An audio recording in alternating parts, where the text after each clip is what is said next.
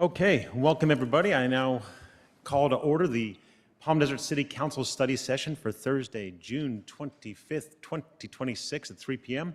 And we're going to begin with our item 2A, Palm Desert Views Analysis. Mr. Mayor, I just want to note for the record that Councilmember Quintanilla has now joined the Zoom. Moreno. I'm sorry, Councilmember Moreno. Very good. Thank you so much. All right, thank you, Honorable Mayor, members of the City Council, Carlos Flores in Development Services. I'm going to tee off this this presentation and study session before turning it over to a consultant. So what we have, what's in front of you today is, the first study session and kickoff meeting of our views analysis project. Just stepping back a little bit and some of the involvement you all have had in this. Is we hired a consultant, John Kaliski Architects, JKA, to work on our objective design standards. And what started out as a project to work on multifamily objective design standards evolved at that time to also work on our hillside, both of which have been approved. Throughout conversations with council members, whether it was here at the dais, on a city tour with the subcommittee, as well as other stakeholders, city staff, developers, one common theme that kept on coming up was views. Protection of the views. Let's protect our views. And it came up not just on different projects, but from different points of view and different stakeholders. So we really, on one hand, struggled to try to achieve that within the objective design standards to the full extent that we wanted to. And on the other hand, found a unique and good opportunity to set out on a project, which would be a specific views recommendation study with John Kaliski Architects. So today what we're going to talk about is an introduction of the project, what's a view, types of views, next steps, and some pointed questions for discussion. And, going back too much. So just again, we started this project earlier this year, and again during our update from Development Services on different projects. Again, highlighted the importance and what could come from this project as we work on things like our Unified Development Code, and really not just limited to our municipal code, but citywide, whether it's public works projects, capital projects, and the like. So with that, I'm going to turn it over to our consultant to talk about some cool things we've done.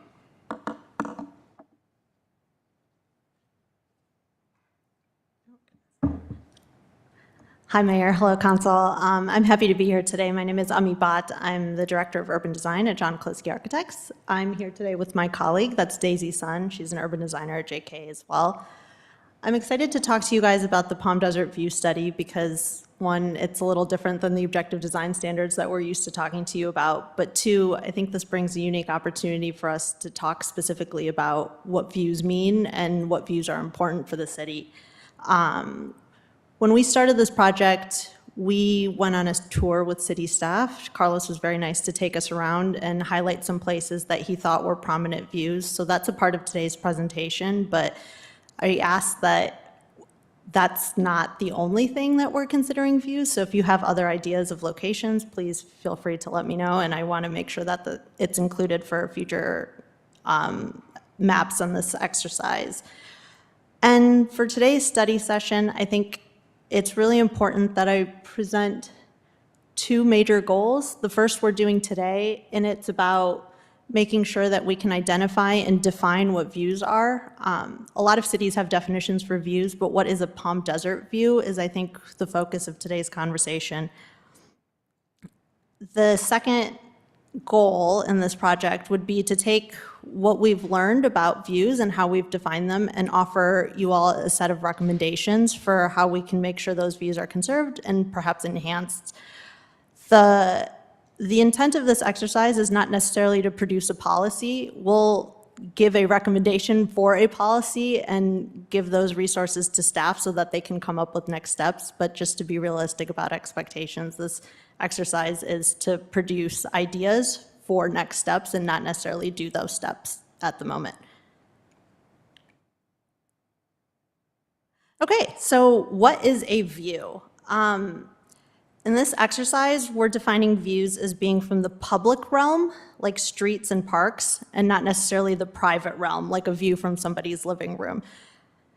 We are also focusing on locations within the city that offer views to mountains, and not necessarily the view of, oh, excuse me, sorry, this just went away.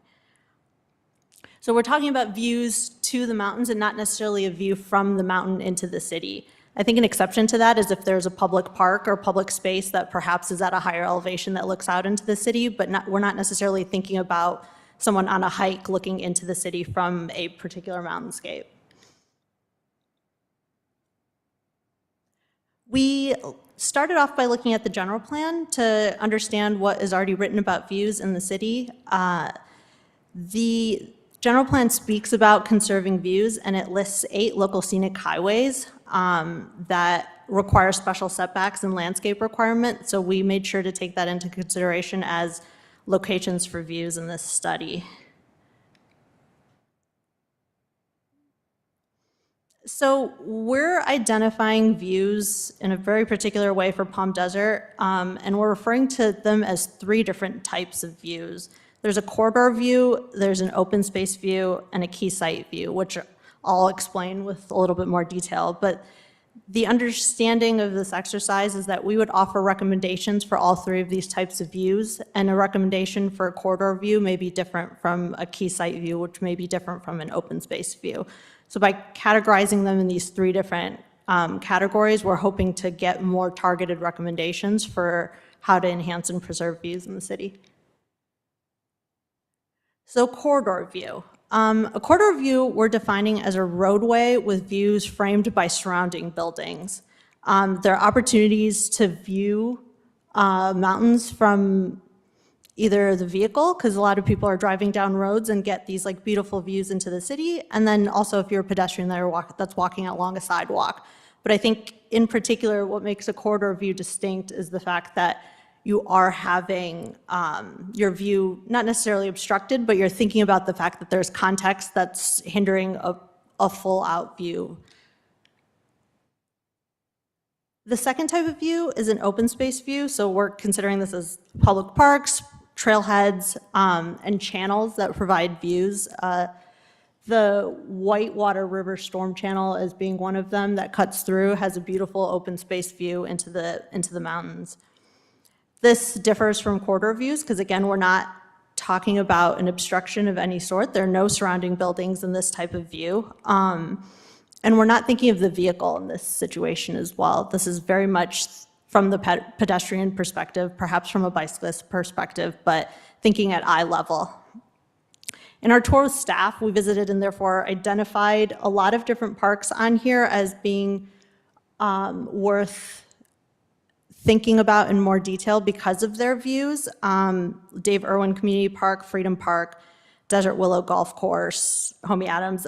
There are quite a few that we've visited, but we have marked a lot of other parks that are in the city that just because we haven't visited them, we're not saying that they're not worthy of views and conservations. It's just a starting point for us. I think the next thing to think about is just the fact that there are some trails that are in the city. We've highlighted those.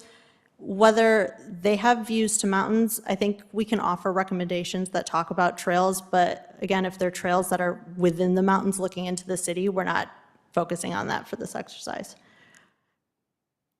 The last view is a key site view. We are saying that a key site view is defined as some city-owned sites with the potential for future redevelopment. As part of our recommendations, I think when we were going around the city, we were thinking about, hey, there are these sites that potentially will be developed in a certain way. Can we offer recommendations for those sites so that the views are prioritized? You know, I'm just thinking out loud, like if you're talking about building orientation and the way that you're setting the building into the site, and if there are recommendations or standards that we could offer related to development, we're calling that a key site view.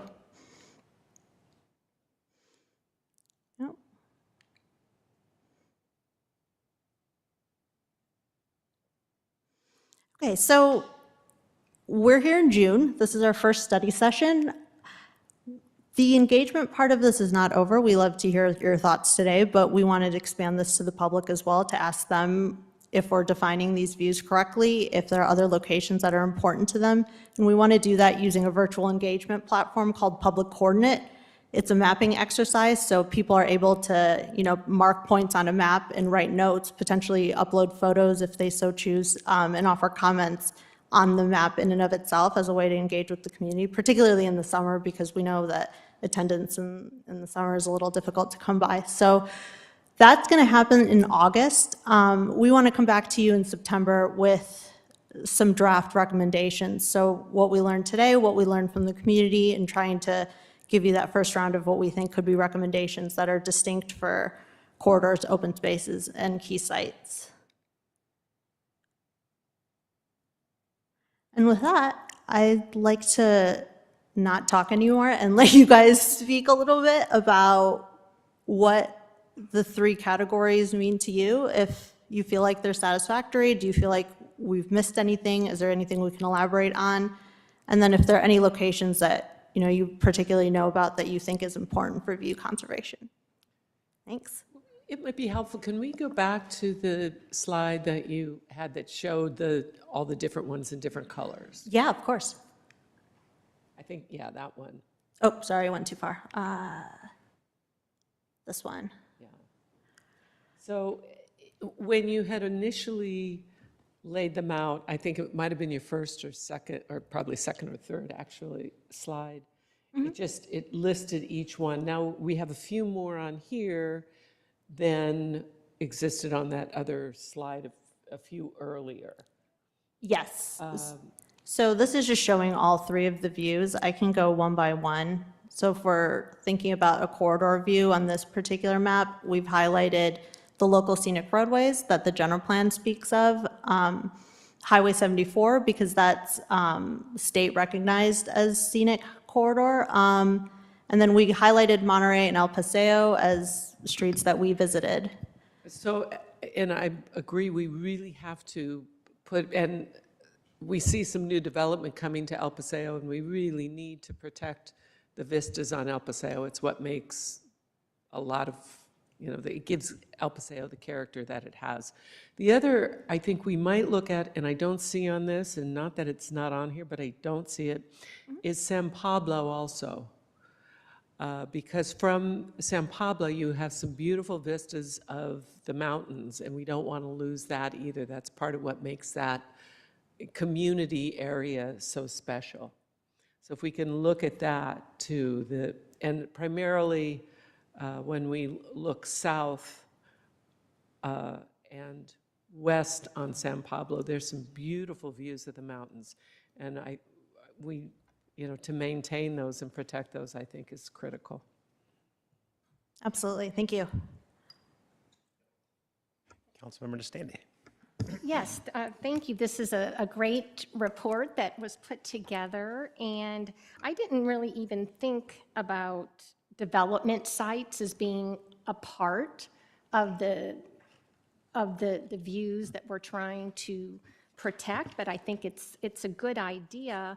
I just want to make sure, though, that we're not going to create rigid standards that might negatively affect a potential project. I agree with Councilmember Harnick. El Paseo, there's going to hopefully be some development on the west end, for example, and we do want to protect the mountain views. But when you talk about different development sites, again, I don't want to have rigid standards in place that might negatively affect a development project. And for example, Desert Willow. I think just about any developer wants to take advantage of the views, but I wouldn't want a policy written that might take away the choice of a developer in terms of, so in my opinion, it would depend on the development site you would be writing regulations for. Sure, that makes a lot of sense. Thank you. Okay. Did I ask a question? I'm just Oh, kidding. my gosh. Mayor Perdetto, I need to Mayor ask Pro a Tem question. Perdetto, go ahead.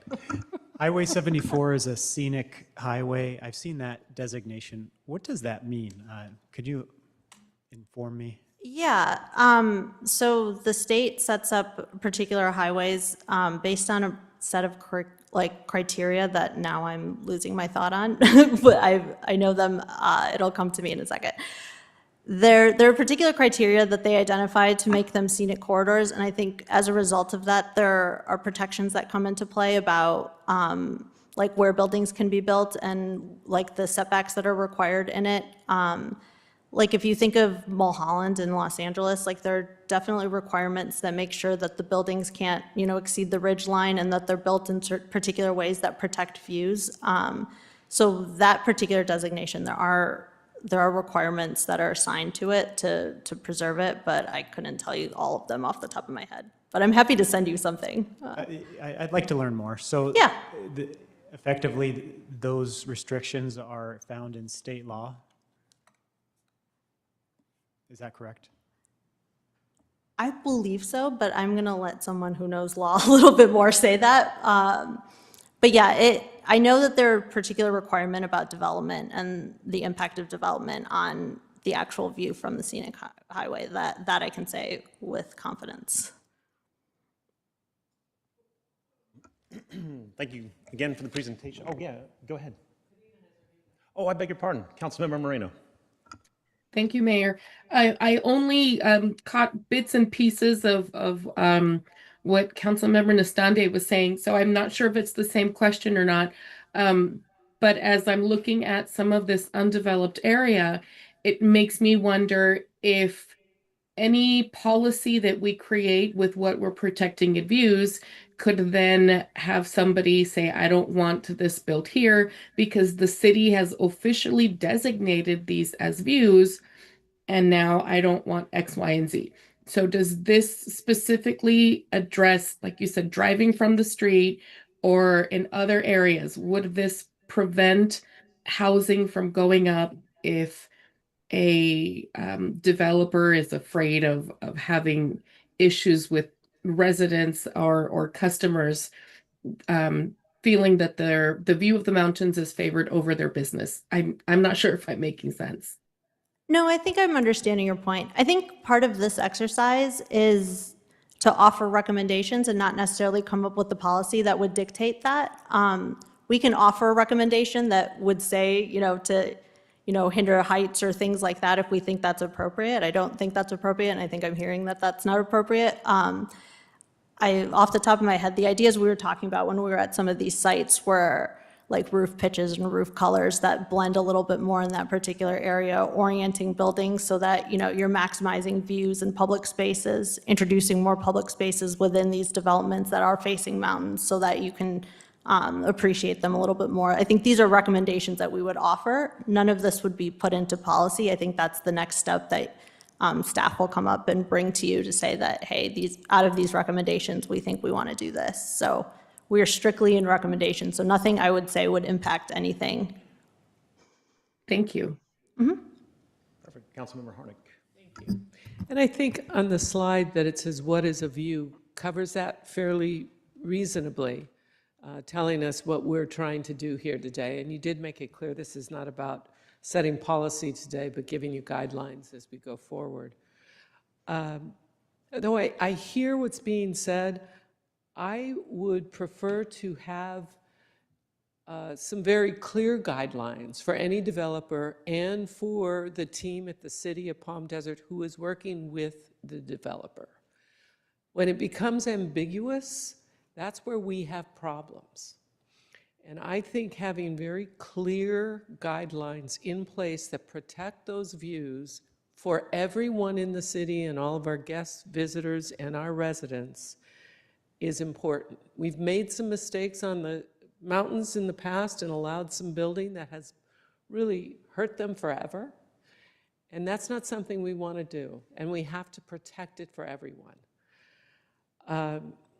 As you mentioned, if we have clear guidelines, an architect or someone developing with a development or who's working with the development can look at the orientation of a building, look at the articulation in the architecture, look at the aesthetics, and still allow for the views and accommodate them. The height is an issue. It's a very real issue because we've seen what has happened with other of our cities in this valley when they ignored the height and they've lost the charm and the character of their community. So I think we need to look at it very closely. If someone comes with a development that is outside the guidelines as set forth and we have clear guidelines that everybody can work with, then they can come in and say, well, we're looking at this, is there some exception to this specific issue? But when what we offer is a policy loaded with exceptions, we offer confusion, and we don't let people know what they're walking into. So I think we have to be very, very clear with what we're asking. It's not fair to put the planning team, the permitting team, everybody in this, a quagmire of questions, and it's not fair to the developers either. Let's go forward very clearly so that everybody knows how we choose to go forward, how we choose to protect the character of Palm Desert for everyone. Thank you. All right. Actually, I do have a question as well. So I just want to make sure, maybe this question for staff, but this map was included in our packet of it was map tour. I suppose this is the route that you took with Carlos? Driving the Absolutely. city. Okay. So this, I noticed like it didn't include 111 east to west, but obviously it's different than what we're going to consider moving forward. That map is different. This is just what you drove. Okay, I just want to Yes, clarify that. yes, those are the places we got to visit as part of our site tour. And Perfect.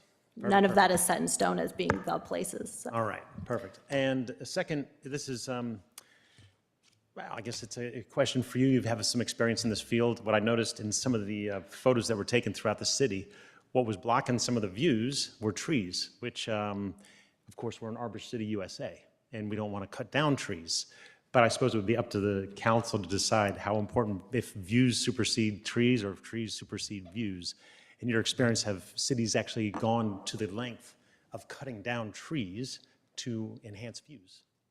In my experience, which is not that much compared to if I had my boss John here, in my experience, absolutely not. I think the shade is significantly more important than the views, unfortunately, for this exercise.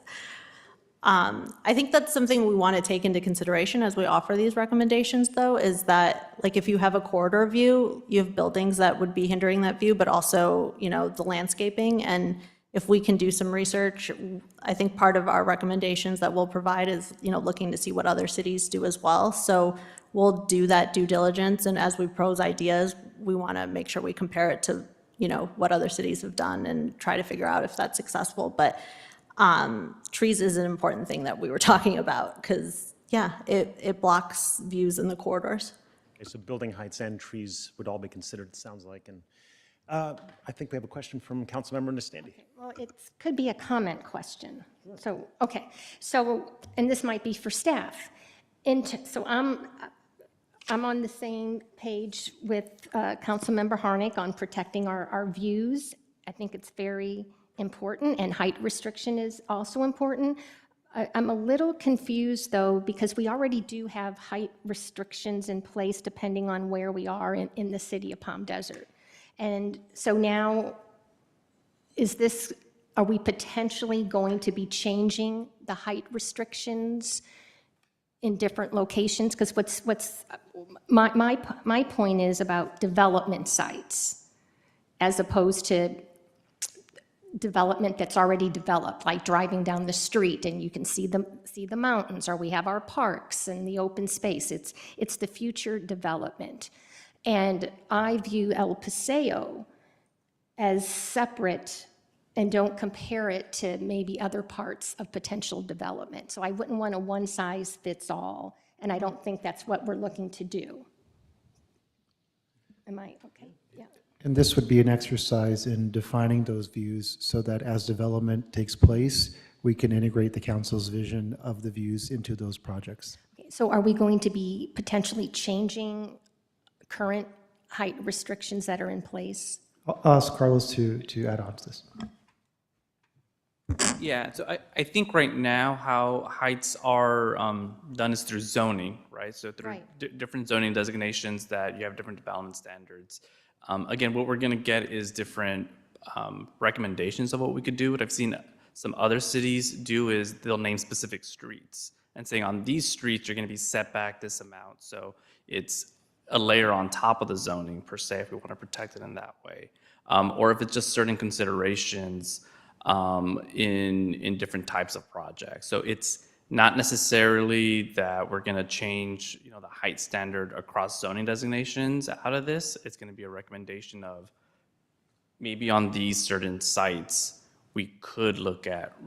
This is what we would need from a height perspective to protect our view, and it would just be a recommendation. It could be very site specific or corridor view in general, and that's just one component, whether it's a hard standard or, as Ami mentioned, other things that we could explore is how your roofs, whether it's a pitched roof versus flat roof or the color palette and things like that, where, hey, we're not limiting your height, but we're just making sure that you're designing it in a way that blends better with the background. But yeah, it wouldn't be about when this exercise is done, we're making wholesale changes to height for private development. It's about recommendations that would come, and if there's any targeted areas where we want to say you can still develop on your site, you can still meet all of the density and square footage that you want to meet on that site.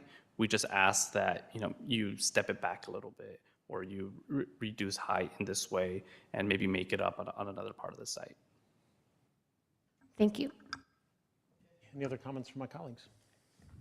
Councilmember Moreno, all good? I appreciated the mentioning that it could be taken on an individual basis, but I would be concerned about doing something like designating which streets or which aren't, in terms of creating an extra layer of complexity with all of the overlay districts.